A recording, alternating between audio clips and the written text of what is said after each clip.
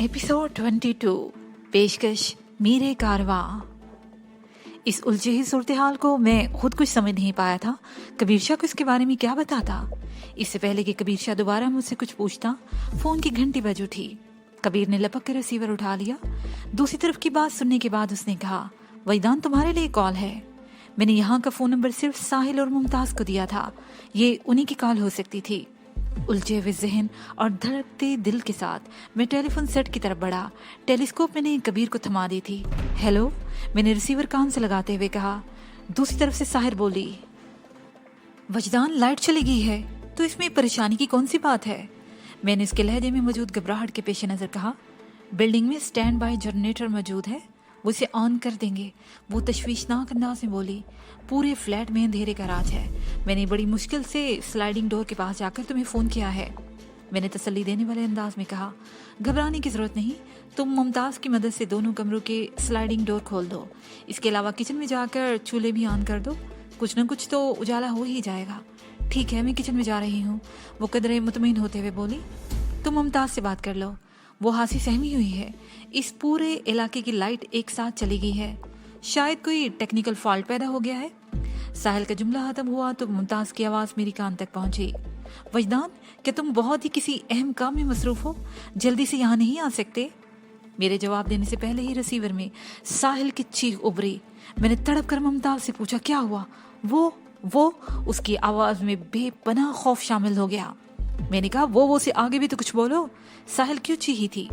मुमताज ने बमुश्किल अपनी आवाज को काबू में रखते हुए बताया, वजदान, फ्लैट में एक सफेद चीता घुस आया है, वो किचन में, साहिल भी किचन में। उसके बाद मुमताज की आवाज मादूम होगी। मैं पहले ही जहनी तौर पर बहुत बुरी तरह उलझा हुआ था। ये एक नई अफ्ताद आन पड़ी। मुझे यूं महसूस हुआ जैसे मेरा दिमाग फट जाएगा। मैंने चीख कर रिसीवर में कहा, तुम ये क्या बकवास कर रही हो मुमताज, कोई सफेद चीता फ्लैट में कैसे आ सकता है। दूसरी जानिब खामोशी रही, मुकम्मल खामोशी। मेरी वहशत जुनून की शक्ल इख्तियार कर गई। तुम बोलती क्यों नहीं, मेरी बात का जवाब दो। हेलो मुमताज, तुम मेरी बात सुन रही हो ना। Hello hello. मेरी इस हेलो हेलो की तकरार के जवाब में जो आवाज ईयर पीस में उभरी से सुनकर मैं पसीने में भीग गया। जिस्म का सारा खून दिमाग को चढ़कर कनपटियों पर ठोकरे मारने लगा। मेरी समात का धोखा नहीं हुआ था। मेरे कान ने यही महसूस गूंजदार लफ्ज सुना था, मियाऊं। मेरे तस्वर में वो गैर मामूली जिसामत की सफेद बिल्ली घूमगी जिसकी बरकी जस्त ने क्लाशन को बरदार को बेबस कर दिया था। मैंने आखिरी कोशिश के तौर पर हलक की पूरी कुव्वत से चिल्लाया, मुमताज, साहिल, तुम तक मेरी आवाज पहुंच रही होगी, तुम लोग खामोश क्यों हो। मेरे इस सवाल का जवाब कौन देता। टेलीफोन की लाइन ही बेजान हो चुकी थी। मैं इस वक्त एक दोराहे पर खड़ा था, वो दोराहा जो हैंगिंग गार्डन जैसे अजूबे की मानिंद हो, हवा में मौलक। उसके नीचे आग का दरिया बह रहा था जिसमें डूबकर मुझे पार उतरना था। इस दोराहे के एक तरफ मेरे जानी दुश्मन थे जिन्हें संगीन इत्तेफाक ने यकजा कर दिया था, दूसरी जानिब साहिल और मुमताज थी। मैं उन्हें कोई गजंत पहुंचते हुए नहीं देख सकता था। मेरी उन चाहने वालियों पर अचानक एक उफ्तार टूट पड़ी थी। उन्हें फौरी तौर पर इस मुसीबत से निकालना जरूरी था क्योंकि उनकी बिपता हैरत अंगेज और नाकाबिल यकीन थी और दुश्मनों पर कहर बंद कर नाजिल होने का सुनहरी मौका भी बार बार हाथ नहीं आता। मैं हाथ आए इस मौके का एक लम्हा भी जाया नहीं कर सकता था। उन्हें सफा हस्ती से मिटाना इतना ही अहम था जितना कि सांस लेना। सेकंड के 1000वें हिस्से तक मैं इधर और उधर के बीच में लटकता रहा, फिर एक पुरअज़म नतीजे पर पहुंच गया।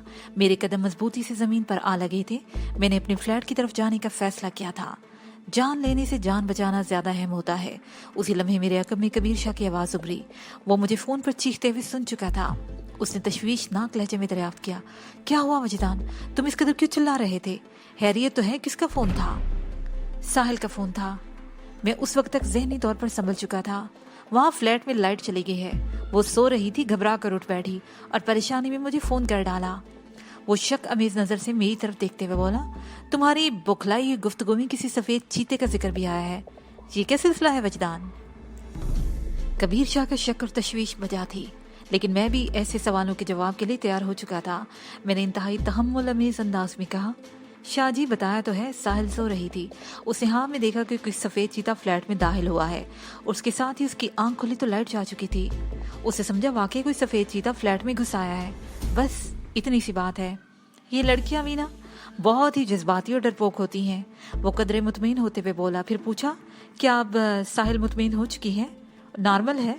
मैंने अपनी अंदरूनी कैफियत को चेहरे से जाहिर नहीं होने दिया और नफी में गर्दन झटकते हुए कहा, नहीं शाहजी, वो सख्त खौफजदा है, मुझे जाना होगा। कहाँ जाना होगा? उसने हैरत से मुझे देखा। फ्लैट पर।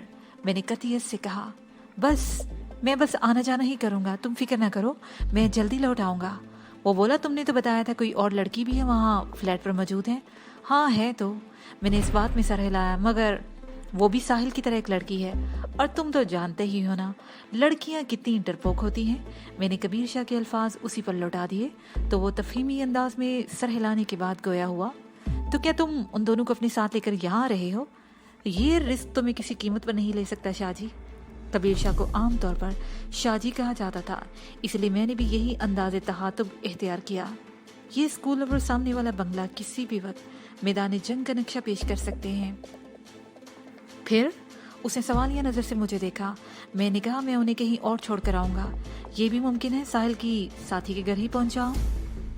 मैं नहीं जानता था वहाँ फ्लैट पर पहुँचकर मुझे किस किस्म की सूरत हाल से वास्ता पड़ेगा। मैं तो कबीर शाह के इत्मीनान के लिए इस तरह की बातें कर रहा था ताकि जल्द अज जल्द वहाँ से रवाना हो सकूँ। मैं फ़िलहाल कबीर शाह को खुलकर कुछ भी नहीं बताना चाहता था। उसने कहा, तुम चाहो तो उन्हें साउथ में भी छोड़ कर आ सकते हो, देखता हूँ। मैंने मुबहम अंदाज में कहा, जो भी मुनासिब होगा करूँगा। आइंदा 2 मिनट में मैं आंधी और तूफान की रफ्तार से मोटरसाइकिल फ्लैट की समत उड़ाए ले दिए चला जा रहा था।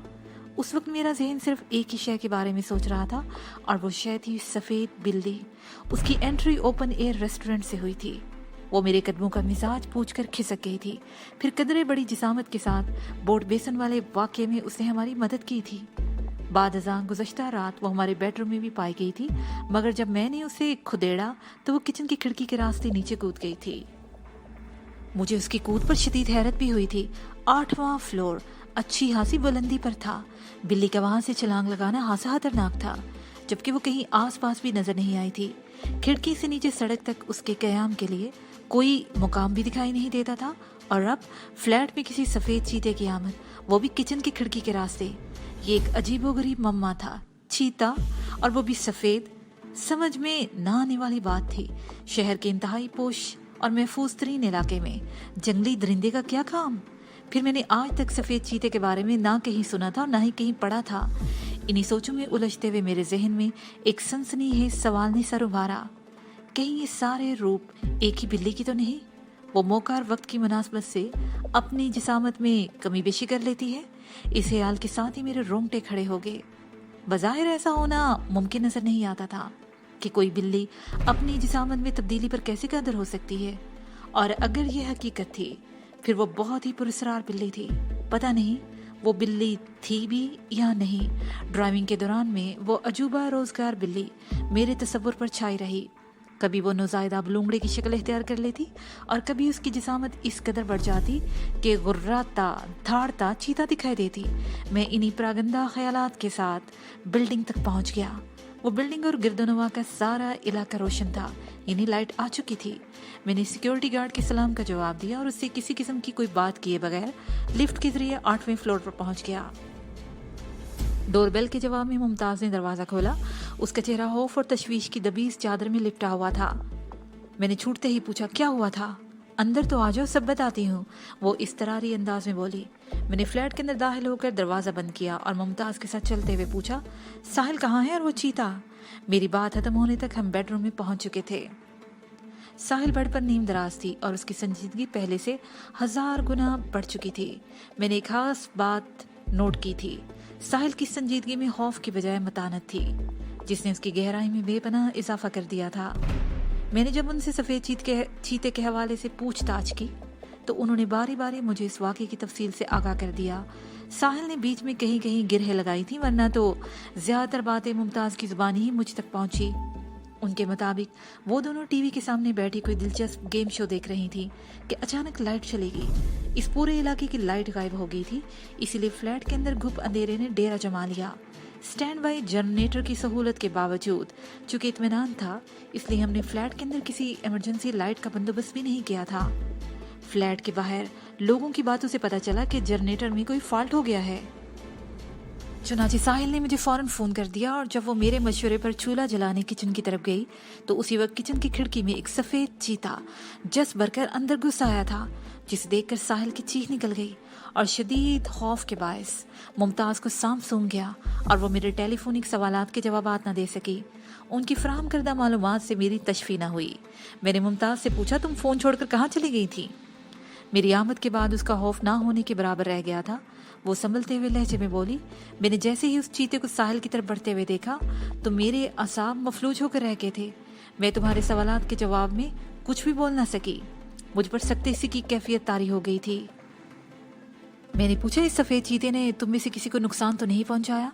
दोनों ने बारी बारी नफ़ी में गर्दन हिला दी। मैंने साहिल की तरफ देखते हुए सवाल किया, वो चीता अब कहाँ है? इस सवाल से पहले मैंने फ्लैट के कोने खुदरे अच्छी तरह झांक लिए थे। वो ठहरे हुए लहजे में बोली, शायद तुम्हें हमारी बात का यकीन ना आए, मगर हकीकत यह है कि जब मैंने चीते को देखकर बेसाख्ता चीख मारी थी, उसके फौरन बाद लाइट आ गई और तुम्हें ये जानकर हैरत होगी कि फ्लैट रोशन होते ही सब कुछ मामूल पर था। मैंने मोहतात कदमों से बेडरूम में आकर देखा। मुमताज़ कालीन पर खौफजदगी के आलम में पड़ी थी।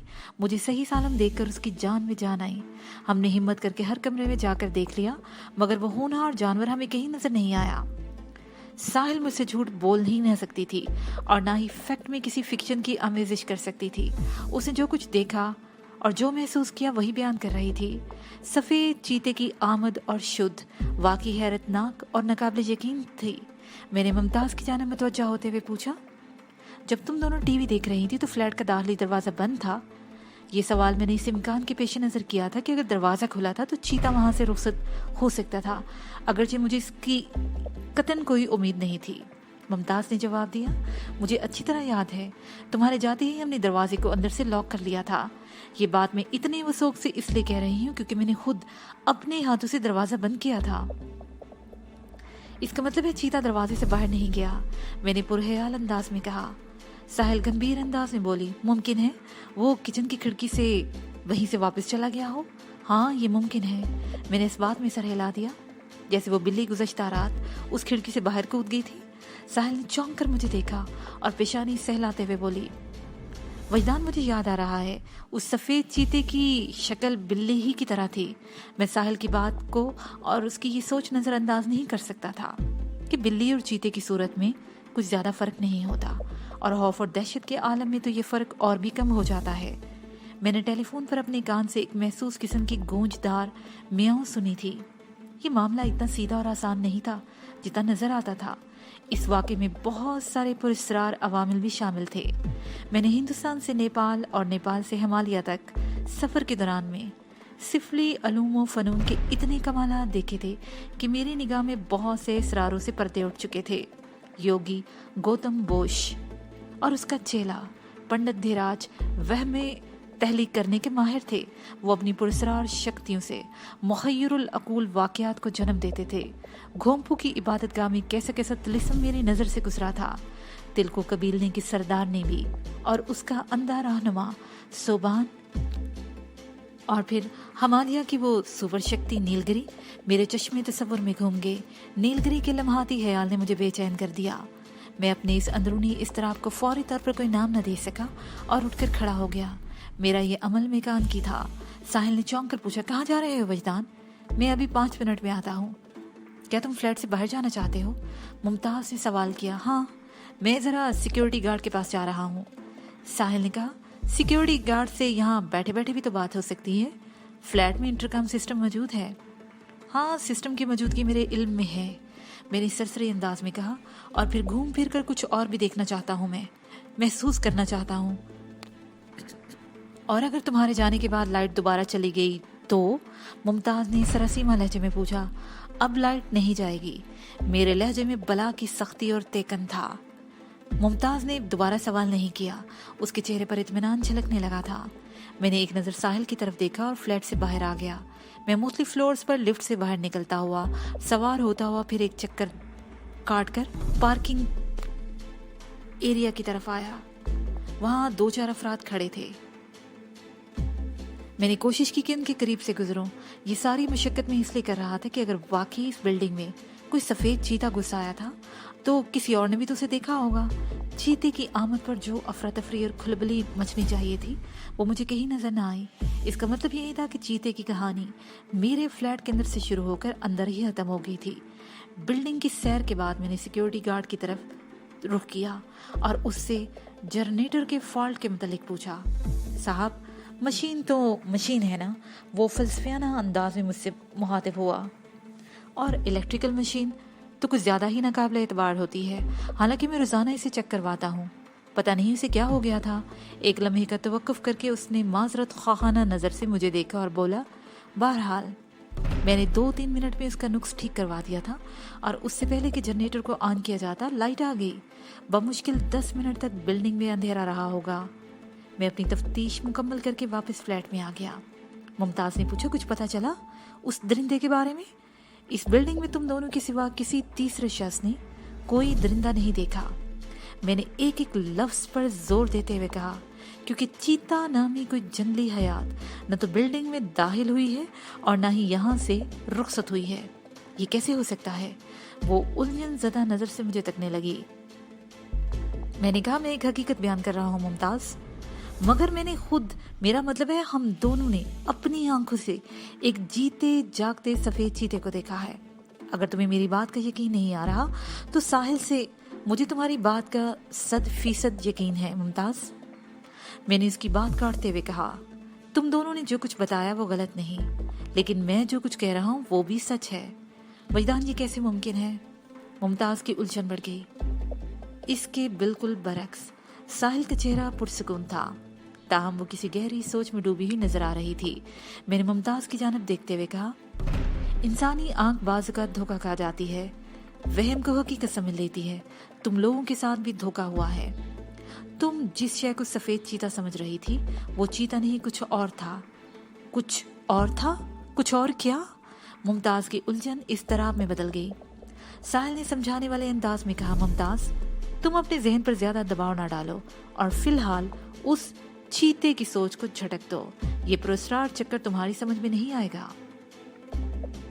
साहिल की बात से मुझे भी ये अंदाजा लगाने में देर न लगी कि वो इस मामले की तह में उतर चुकी थी।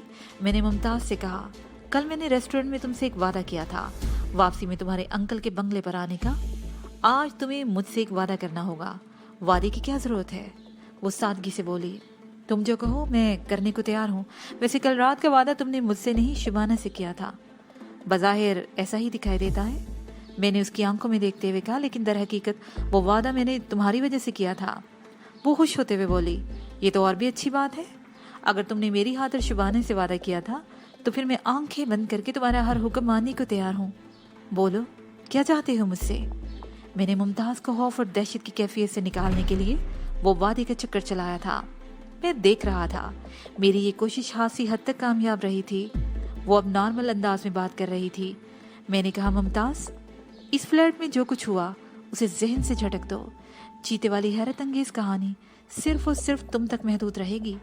तुम इस वाक़े का जिक्र किसी से नहीं करोगी, खसूसन अपने अखबारी अंकल मिन्हास बाकर से। तुम्हें इस सिलसिले में बहुत ही मोहतात रहने की ज़रूरत है।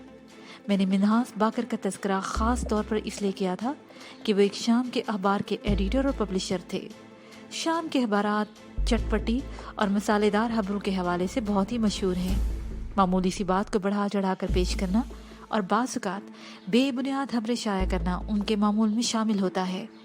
अगर मिन्हास बाकर तक सफ़ेद चीते की कहानी पहुंची तो वो फौरी तौर पर मेरे कंधों को इस्तेमाल में ले आता। उस मिर्च मसाले वाली खबर से हमारी तशहीर होती और मैं ऐसा हरगिज़ नहीं चाहता था। वैसे भी इस बिल्डिंग में मुमताज़ और साहिल के सिवा किसी और शख्स ने उस तिलस्माती चीते को नहीं देखा था। मेरे हवाले से मुमताज़ और साहिल के बयान के साथ ऐसी कोई नाकाबिले यकीन खबर अखबारात की जीनत बनती तो इस बिल्डिंग में हमारी हैसियत खासी मुतासिर होती। लोग हमारा मजाक उड़ाते, हमें अजीब नज़रों से देखते और हमें दरोगों और 2 नंबर लोगों की नज़र से देखा जाता। मुमताज़ ने मेरी ताकीद के जवाब में कहा, ठीक है, लेकिन ये कहानी सिर्फ मेरे जहन के अंदर महफूज रहेगी। लेकिन तुम भी वादा करो, तुम बाद में मुझे सफ़ेद चीते की हकीकत से ज़रूर आगाह करोगे। एक लम्हे की तवक्कुफ से उसने पुरएतमाद अंदाज में कहा, मुझे यकीन है तुम्हारे पास इस वाक़े की भरपूर तौजीह मौजूद है। उसके लहजे में शामिल एतमाद को देखते हुए मैंने उसे बताने के लिए हामी भर ली और कहा कि मैं इस सिलसिले में से तफसील से ज़रूर आगाह करूँगा। फ़िलहाल तो तुम दोनों तैयार हो जाओ, मेरे पास वक्त बहुत ही कम है। दीवारगीर क्लाक की सुइयां निश्शब्द गुजरने का ऐलान कर रही थी। साहिल ने मुझसे पूछा कि तुम वापस जाने का इरादा रखते हो? हाँ, मैं जिस काम से गया था वो भी मुकम्मल नहीं हुआ। मैंने ढके छुपे अल्फाज में कहा ताकि साहिल मेरी बात समझ जाए। वो इस बात में सर हिलाते हुए बोली, तुम तो मुमताज़ को भी फौरन तैयार होने को कह रहे हो, क्या ये भी तुम्हारे साथ जाएगी? तुम दोनों मेरे साथ चलोगी? मैंने कहा, मैं तुम दोनों को मिन्हास बाकर के बंगले पर छोड़कर अपने दोस्तों की तरफ चला जाऊंगा। मुमताज़ ने कहा, अगर तुम यहीं हमारे पास रुक जाते तो बहुत अच्छा था। कि तुम्हारा अपने उन दोस्तों के पास जाना बहुत ज़रूरी है? बहुत ज़रूरी, मैंने दो टोक अंदाज में कहा। वो बेपरवाही से कंधे झुकाते हुए बोली, फिर तो मजबूरी है। मुमताज़ लिबास तब्दील करने के लिए वॉशरूम में गई तो मैं साहिल की जानिब मुतवज्जा हुआ। उसने पुरसोच अंदाज में कहा, वजदान, मुझे तो लगता है तुम्हारे साथ फिर कोई पुरस्कार चक्कर शुरू होने वाला है और मेरा ख्याल है कि ये चक्कर शुरू हो चुका है। मैंने कहा। हम दोनों धीमे लहजे में गुफ्तगू कर रहे थे। मेरे इस अंदाज को देखते हुए उसने मुझे कहा, मुझे यकीन है कि वो चीता हमारे सिवा किसी और को नहीं दिखाई दिया होगा। इस सिलसिले में मेरा जहन बार बार उसी कम वक्त बिल्ली की तरफ जा रहा है। वजदान, वो कोई आम सी बिल्ली नहीं थी। तुम भी बिल्कुल मेरे ही अंदाज में सोच रही हो साहिल, मैंने तायदी लहजे में कहा। अगर ये सब चक्कर उसी बिल्ली का चलाया हुआ है फिर मानना होगा वो कोई तिलिस्माती जानवर है। वो बवक्ते ज़रूरत अपनी जिसामत में कभी बेशी करने पर कादिर है, लेकिन उसका रवैया मुझे उलझा रहा है। मसलन तुम्हारे जहन में किस किस्म की उलझन है? मैंने कहा कि बोट बेसन वाले वाक़े में उसने एक दोस्त का किरदार अदा किया था और अब उसे तुम दोनों को खौफज़दा करके साबित कर दिया है कि उसका अंदाज मानदाना है। एक लम्हे को रुक कर मैंने वजाहती लहजे में कहा, हमारे सारे अंदाजे और कियासियात की बुनियाद इस बात पर है कि वक्तन फवक्तन ये सारे किरदार एक ही हैरत अंगेज बिल्ली ने अदा किए हैं। वो झुरझुरी लेते हुए बोली, वजदान, इस मोमे को बहुत जल्द हल करने की कोशिश करो। मैं अपने अंदर बहुत ही इज़्तिराब और बेकैफी महसूस कर रही हूँ। तुम फिक्र ना करो। मैंने उसके कंधा थपथपाया। बहुत जल्द सब कुछ वाज़ेह हो जाएगा। पहले मैं वो काम निपटा लूँ जो इससे भी ज़्यादा ज़रूरी है।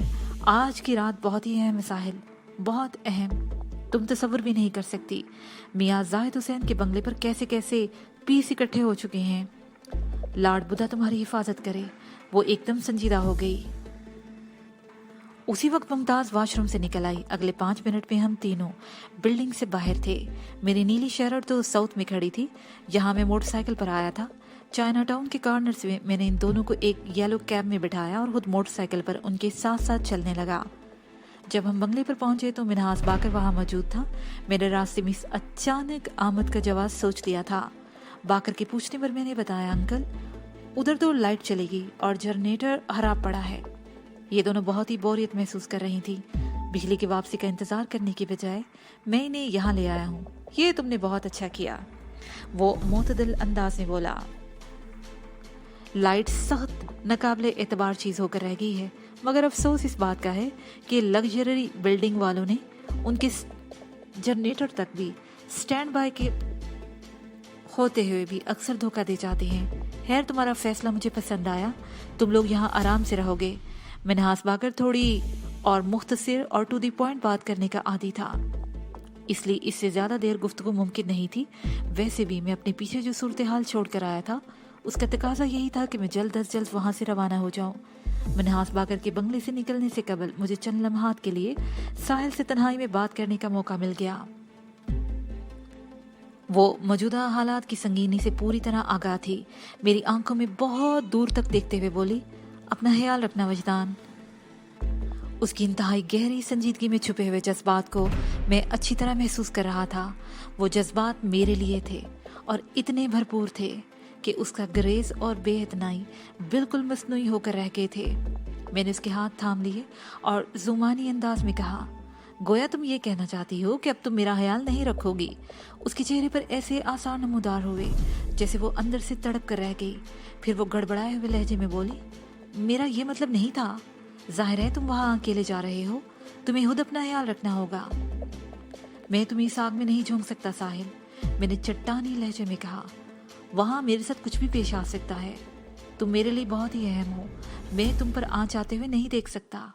तुम यहाँ महफूज हो, ये ख्याल मुझे बहुत ही तकवीत देगा और पूरी हाजिर दिमागी से मैं अपने दुश्मनों से निपट सकूंगा। लॉर्ड बुद्धा तुम्हारी हिफाजत करेगा। वो ये कहते हुए एक कदम आगे बढ़ी। हमारे दरमियान फासला 0 के बराबर हो गया। हम एक दूसरे की सांसों की तपिश अपने चेहरे पर महसूस कर रहे थे। वो बहुत ही जज्बाती और सनसनीखेज लम्हात थे। हम दोनों ही संजीदा थे और हमारी संजीदगी में तलब की तड़प मौजूद थी। मैं किसी पेशरफ्त के बारे में सोच ही रहा था कि उसने पहल कर दी। साहिल दोनों हाथों से मेरे चेहरे को थाम कर थोड़ा नीचे झुकाया, फिर यकबारगी अपने अहमरी होंठ मेरी पेशानी पर सब्त कर दिए। उसकी ये हरकत मेकान की और गैर मतवक्का थी। रद्देमल के तौर पर मैंने उसे अपनी बाहों के हिसार में बांध लिया। मेरे सीने में उसकी मोहब्बत का समुंदर मौजसन था। उस सरकश समुंदर की बेताब लहरें साहिल से हम किनार होने लगीं। उसके सीने पर सर पटख पटख कर अपने दिल का अहवाल सुनाने लगी। साहिल और मोजू का मिलन बड़ा ही लम्हाती और आर्जी होता है। वो अपनी कहकर वापस समुंदर में जा मिलती हैं। मुझे साहिल से जुदा होना पड़ा। मैंने उसके बोसे की शिरीनी को अपने तन बदन में उतारा, उसे एक भरपूर अलविदाई नज़र से देखा और वहाँ से रुखसत हो गया। मैं इस बंगले से इस तरह निकला जैसे जिस्म से जान निकलती है। इंग्लिश मीडियम प्राइवेट स्कूल में आमद शुद्ध के लिए हम इमारत का अकबी गेट इस्तेमाल कर रहे थे, क्योंकि वहाँ उसके बिल्कुल सामने बंगला था जहाँ अचानक मेरे कई दुश्मन जमा हो गए थे। लिहाजा उनसे शाफी निमटाव के लिए एहतियात की ज़रूरत थी। जब मैं कबीर शाह के पास पहुँचा तो रात का 1 बज रहा था। मैंने छूटते ही पूछा, शाहजी क्या खबरें हैं? यहाँ तो अभी तक सब हैरियत है, सिवाय 1-2 तब्दीलियों के। उसने कहा, तुम सुनाओ, उधर की क्या रही? तुम बड़ी अफरा तफरी में यहाँ से रवाना हुए थे। मैंने कहा, वही हुआ जो मेरा अंदाजा था। साहिल ने हाँ में एक चीते को फ्लैट में घुसकर ऊधम मचाते देख लिया था। बहरहाल मैं इन दोनों को अपने करम फरमा के घर छोड़ आया हूँ। फिर मैंने उससे पूछा, तुमने यहाँ होने वाली 1-2 तब्दीलियों का जिक्र किया है, ऐसा क्या हो गया है? वजदान तुमने किसी शैतान की आमद का जिक्र किया था, कबीर शाह ने बताया। वो शैतान इस बंगले से रुखसत हो चुका है। मैं चौंक उठा। कबीर शाह तारा का जिक्र कर रहा था। एक कीमती गाड़ी में तारा और 2 गैर मुल्की मेहमान भोलानाथ और जमाल इस बंगले पर पहुंचे थे। मैं खुद उनकी आमद पर सख्त हैरत ज़दा था। तारा उमरकोट पुलिस की तहवील में था और सिंगापुर वाले, वो दोनों अफराद जेल में थे। अचानक उन 3 अफराद को एक साथ यहाँ कराची में देखना इंतहाई पुरतजस्सुस और हैरान कुन था।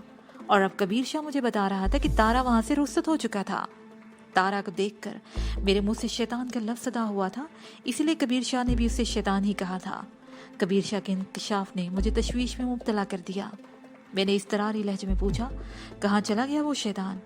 ये बताना तो फ़िलहाल मेरे लिए मुमकिन नहीं वजदान। क्या वो अकेला ही गया है या गैर मुल्की मेहमान भी उसके साथ ही चले गए हैं? मैंने तेज़ लहजे में पूछा और टेलीस्कोप से स्याह गेट वाले बंगले का जायज़ा लेने लगा। कबीर शाह ने बताया, वो अकेला गया है और ना ही गैर मुल्की मेहमान उसके हमरा गए हैं। क्या मतलब? मैंने उलझन ज़दा अंदाज में पूछा। कबीर शाह बोला, वो शैतान नाम क्या है उस शख्स का? तारा, मैंने बताया। हाँ, तारा के साथ एक नौजवान भी यहाँ से गया है, वो जवाब देते हुए बोला, और वो दोनों लगभग आधा घंटा पहले एक स्याह लैंड क्रूजर में यहाँ से रुखसत हुए हैं। उनके अलावा गाड़ी में ड्राइवर भी था। मैंने मज़कूरा नौजवान का हुलिया दरियाफ्त किया। कबीर शाह के जवाब पर मैंने अपनी याददाश्त को खंगाला, मगर इस वज़ाकता का कोई शख्स मुझे याद न आ सका।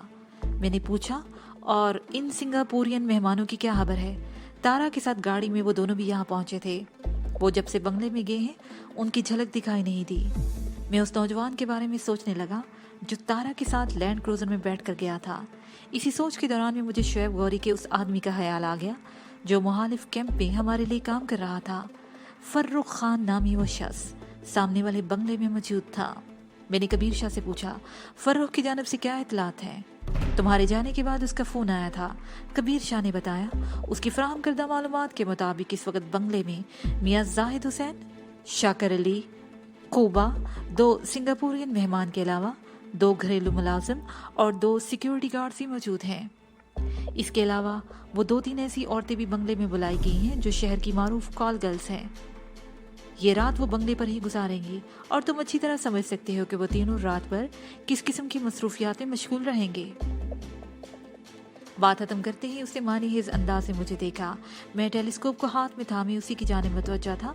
मैंने इस बात में सर हिलाते हुए कहा, इसका मतलब है कि फर्रुख का फ़ोन तारा एंड कंपनी की रवानगी के बाद आया था, क्योंकि उस बयान में उन लोगों का कोई जिक्र नहीं। हाँ, उनके रवाना होने के फौरन बाद उसने तस्दीक की थी।